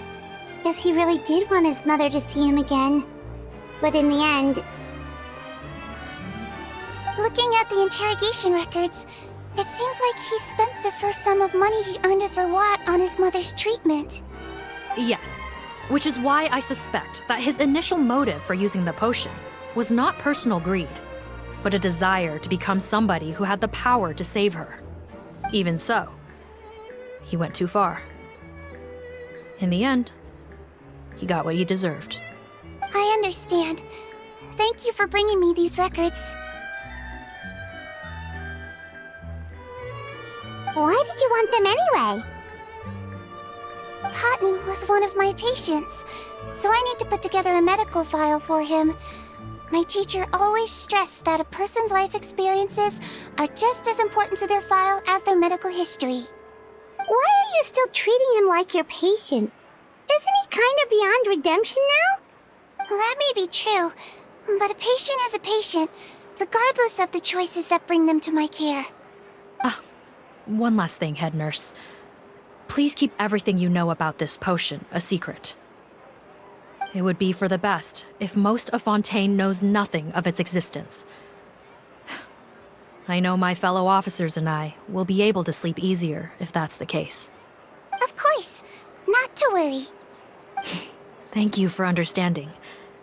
I'll take my leave then. So, Sigewinne, did you really use that potion yourself? Why do you sound so surprised, Paimon? I told you all about it. It was quite a while ago now. You mean that story about the witch and the potion? So it was really, actually, genuinely a true story? Yes, it really, actually, genuinely was. But... I know. There are some secrets I can't tell anyone about. But considering everything we've been through together, I know I can trust you with them. Before I tell you, though, could you follow me somewhere? I want to pay my respects to an old friend. Of course!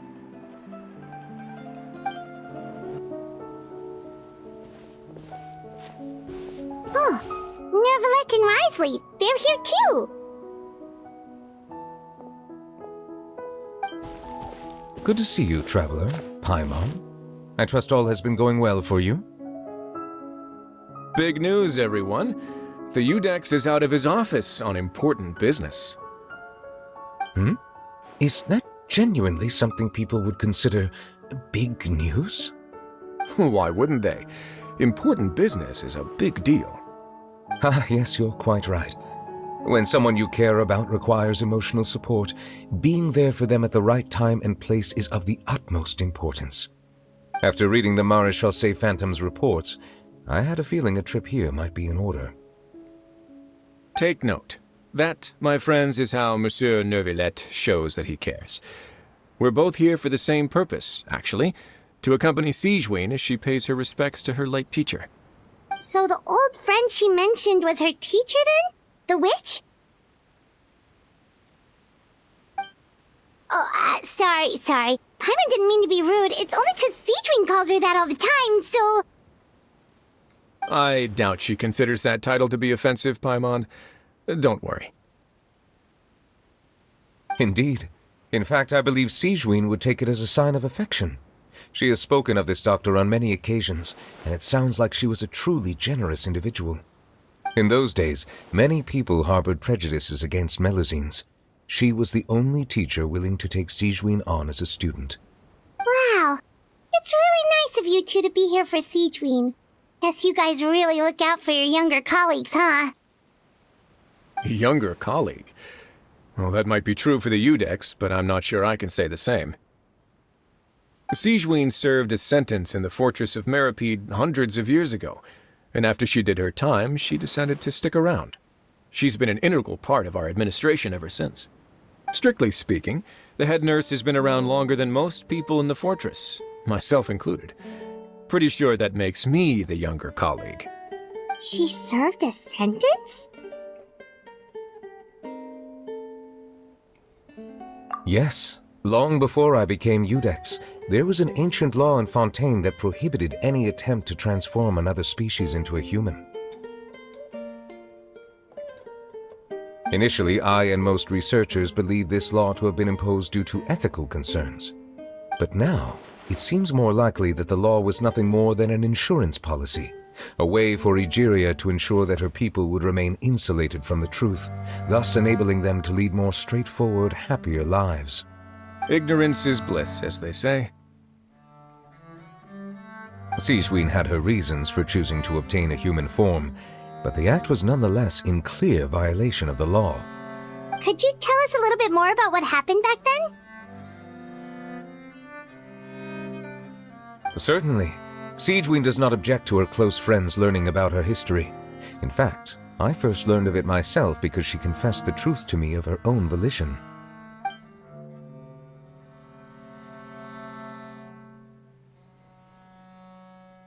Even with their daughter so ill, they kicked you out? Stubborn as always. And prejudice isn't a disease I can cure either.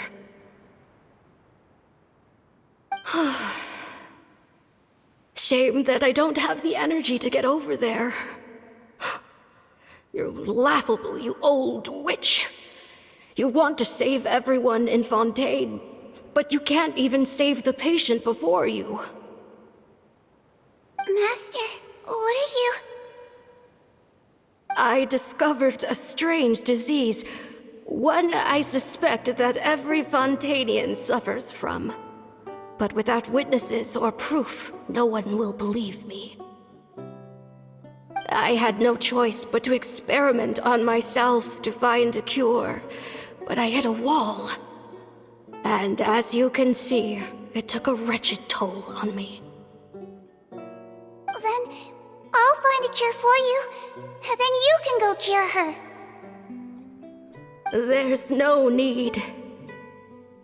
I am beyond saving now. There's nothing you can do.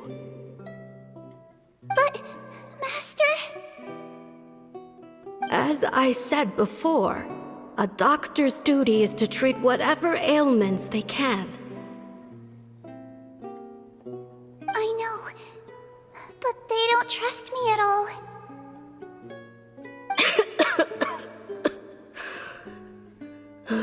That girl. She's your first ever patient, isn't she? Tell me, what cost are you willing to bear to see her cured? I'll do whatever it takes. Even if it means breaking the law and being punished for it? As long as I don't hurt anyone. Yes.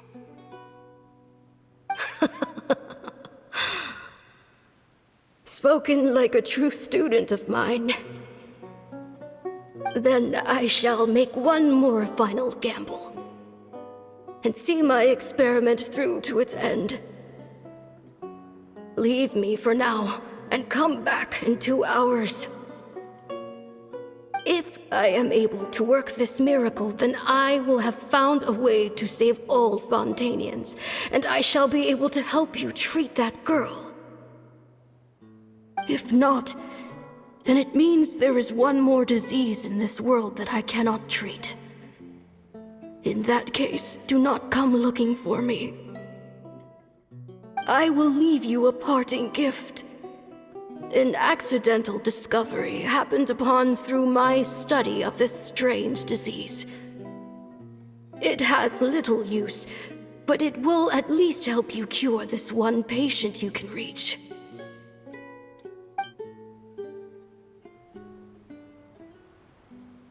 When Sigewinne returned, the miracle had not occurred.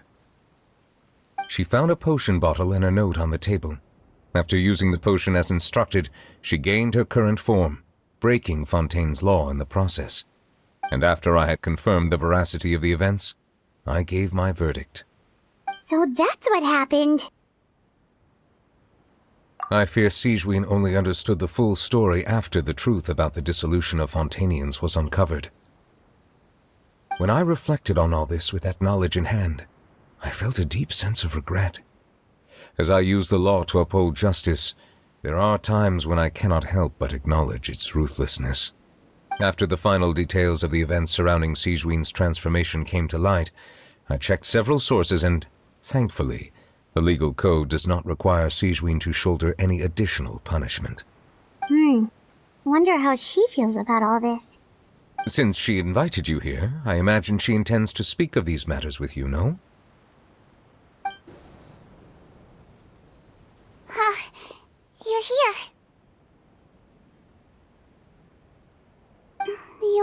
person I mentioned was my teacher. When she passed, her body was nowhere to be found. All that's left of her is an empty tomb. And even that's deep underwater now. Sigewinne, the witch who gave you the magic potion, she was your teacher, wasn't she? Sounds like Monsieur Neuvillette filled you in. After learning the truth, it must have been hard to process, huh? Well, to be honest, after I realized what really happened that night, my first thought was that it kinda made sense. It seemed exactly like the sort of thing she would do. But she was planning to sacrifice herself and never told you! That's just who she was. If lying is what it took to get a kid to take their medicine, then that's what she'd do. Alright, but why did you turn yourself in? I broke the law, simple as that. My teacher made her choice, and I made mine. True. It's just, the way Potton framed it when he was asking you all those questions, it made Paimon really mad. You're not like him at all, and everything Neuvillette said confirms that. And yet, you were still convicted and thrown in prison. It just feels so unfair. Unfair? I happen to think just the opposite. If I hadn't served that time, I'm not sure I would have been able to stay strong when he was questioning me. What makes you say that? I knew you'd be curious. Let me tell you a story. The verdict came down. This Melusine is guilty. The Iudex defended the authority of Fontaine law, but he did not confiscate the Melusine's medical kit. And so, the Fortress of Meripede gained a new little doctor. She still wore her hood and raincoat, even though it never rained in the fortress. Perhaps thanks to her human appearance, no one refused her treatment. She treated more and more patients, and her sentence grew ever shorter. Finally, the people of the fortress could not live without her, and though her sentence ended, she did not leave them either. Then one day, she received an invitation from the outside world. The location seemed familiar, and when she arrived, an old lady was waiting for her. She saw right through the Melusine's disguise, but didn't reveal it. Instead, she asked a question. Tell me, why do you think you gained the respect of so many people, despite being a Melusine? Because I look like a human? It's been 50 years, Sigewinne, and you haven't aged a day. I think everyone knows you are not human. I finally found you, after all these years. I still remember, you know. It was you who saved me that night. But how? I was no longer a Melusine by then. Does it really matter if you're human or Melusine? I remember the warmth of your palm. It's quite unmistakable.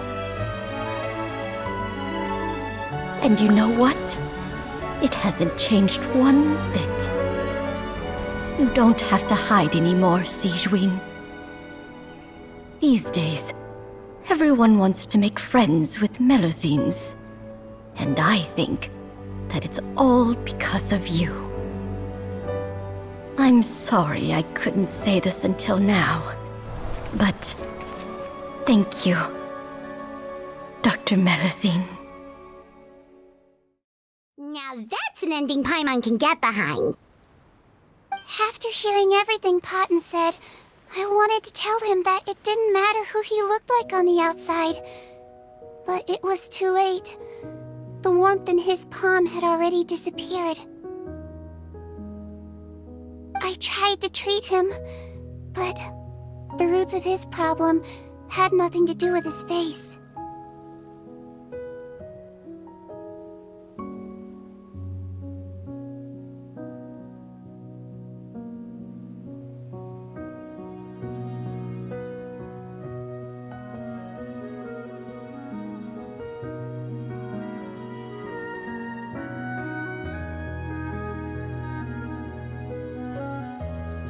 I understand.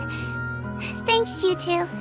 I appreciate you being here for me while I talk this through. Oh, it's nothing. Our pleasure. Oh, there's one more reason I invited you here. It's about time I finally give you what I promised. In order to restore the appearances of the face-swapping victims, the Marechaussee Phantom gave me special permission to make a few bottles of that potion. And I made one extra just for you two. We don't need it though. Shouldn't we destroy it? Well, even if you chose to destroy it, I still thought I should give it to you first. You two did so much for me. How could I break my promise? Well, fair enough, but anyway, Paimon's definitely not interested in this stuff anymore. Still, if this is the very last bottle in all of Teyvat, getting rid of it would feel like kind of a waste. Maybe we can give it a special meaning somehow. Oh, Paimon's got it! Melusine physiology wasn't affected by the Great Flood, right? So that means the potion should have a permanent effect on you. In that case, what do you say, Sigewinne? Ever thought about transforming back to the way you used to look? After all, from a Melusine point of view, Paimon bets Melusines look the cutest of all! Paimon, after everything, do you really think it matters whether I'm Melusine or a human? Well... What was Paimon thinking? You made up your mind a long time ago! Yeah, let's just destroy this thing. Leave it to me.